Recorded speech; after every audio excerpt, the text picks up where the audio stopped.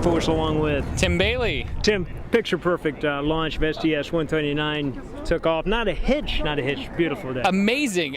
We had the tweet up here on site, so we had about 100 people from around the world that NASA brought in just to express the launch through Twitter and Facebook and other social media stuff. They got to stand out there right behind us at the countdown clock.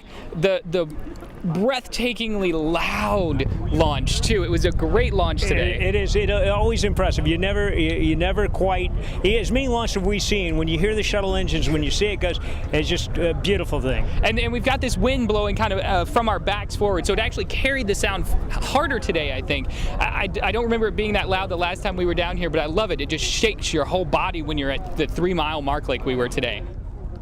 I was at the crew walkout earlier, and it was interesting. Nowadays, the technology has kind of changed the way space shuttle flight is covered, and that a lot of the cameras were smaller. There are a lot of people out there recording this. Number 6. After this flight, there's 5 remaining next year in 2010.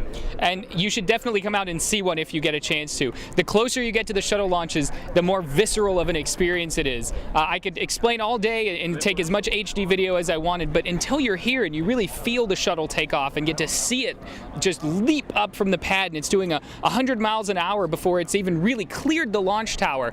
You just can't get a sense of that on video, no matter how good it is. And so many times, you know, in life, things never seem as large as sometimes they seem on television. But the Kennedy Space Center, VAB, Space Shuttle Launch, is always larger in life. It is, it's the most amazing thing, especially to see a beautiful day like today. The weather looked bad this morning, but then it turned out to be a really nice day. It's been a gorgeous day out here. We're really excited that the weather cleared up.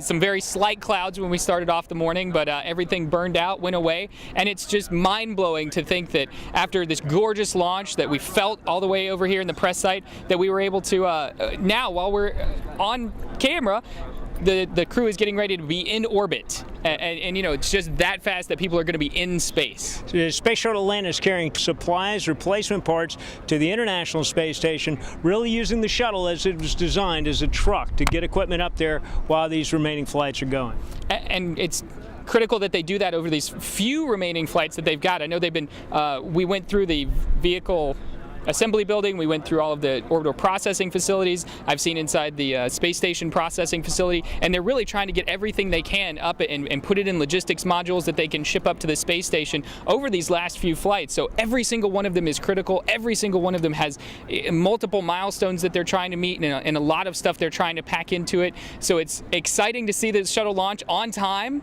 Right. Just mind-blowing to be out here. Beautiful day out here, picture-perfect launch.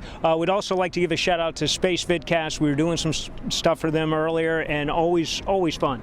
If you're ever not able to make it out to a launch, definitely check out spacevidcast.com/live, and that'll be their live show where they've got us, they'll have other commentators out there, and you can chat alongside them right down at the bottom in the chat room and interact with some really cool people. Bringing you HD content online, very, very good. So that's about it here from the Kennedy Space Center, NASA News Center. I'm Tim Bailey. And I'm George Schellinger. We'll see you in space.